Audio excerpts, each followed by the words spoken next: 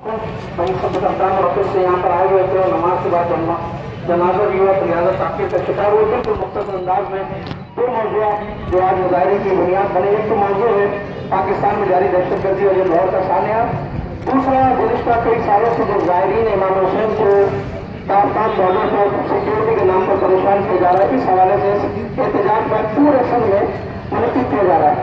देखिए, पहला मसला दहशतगर्दी का मसला इस मुल्क में कोई नया नहीं है। गुज़िश्ता 20 सालों से पाकिस्तान में दहशतगर्दी का एक सिलसिला मुनज़्ज़म सिलसिला जारी है। एक मुनज़्ज़म दहशतगर्दों का नेटवर्क मौजूद है और मैं समझता हूँ कि अब तक उस दहशतगर्दी के नेटवर्क को तोड़ने में, अब तक उस दहशतगर्दी के खात्मे में हमारे इदारे नाकाम रहे। बात हुई इस मुल्क के अंदर कौमी एक्शन प्लान बने, किसी तरमीम लाई गई, इन सारी चीजों के बावजूद अब तक लोगों की जान माल का तहफ़्फ़ुज़ करने में हुकूमत और रियासत नाकाम नजर आती है। इतनी बड़ी वसी तादाद में एजेंसियों का नेटवर्क होने के बावजूद लाहौर जैसे वाक़यात मौजूद हो जाना, ये एजेंसियों की सवालिया कारकर्दगी का सवालिया निशान है। इतना बड़ा वाक़या लाहौर के अंदर हो गया, पाकिस्तान की एजेंसियां क्या करेगी?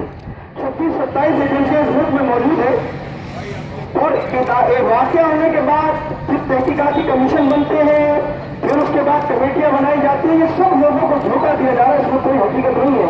आज से पहले जितने कमीशन साले आशूर हो, अरबईन हो, अब्बास टाउन का वाक़या हो, शिकारपुर हो, जैकोबाद हो, इतने कमीशन कायम हो, किसी एक की रिपोर्ट मंजर आम पर आई, किसी एक कातिल को तुमने सजाए मौत दी, किसी को नहीं दी। लिहाजा इन लोगों को धोखा दिया था। जब तक हुक्मरान अपनी तरजीहात को मुतय्यन नहीं करेंगे, उस वक्त तक पाकिस्तान में मसला दहशतगर्दी का खात्मा मुमकिन नहीं है।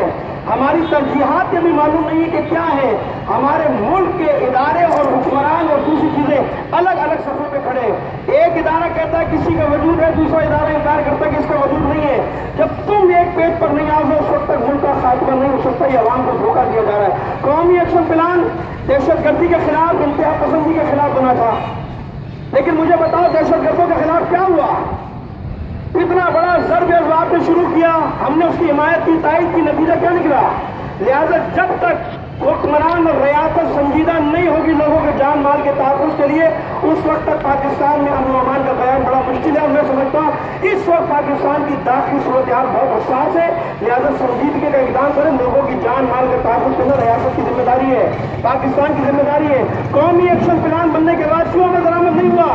क्यों दहशतगर्दों के नेटवर्क को नहीं तोड़ा? मैंने खुद सीएम हाउस में वज़ीर दाखिला को बताया कि शिकारपुर में दहशतगर्दों का नेटवर्क मौजूद है।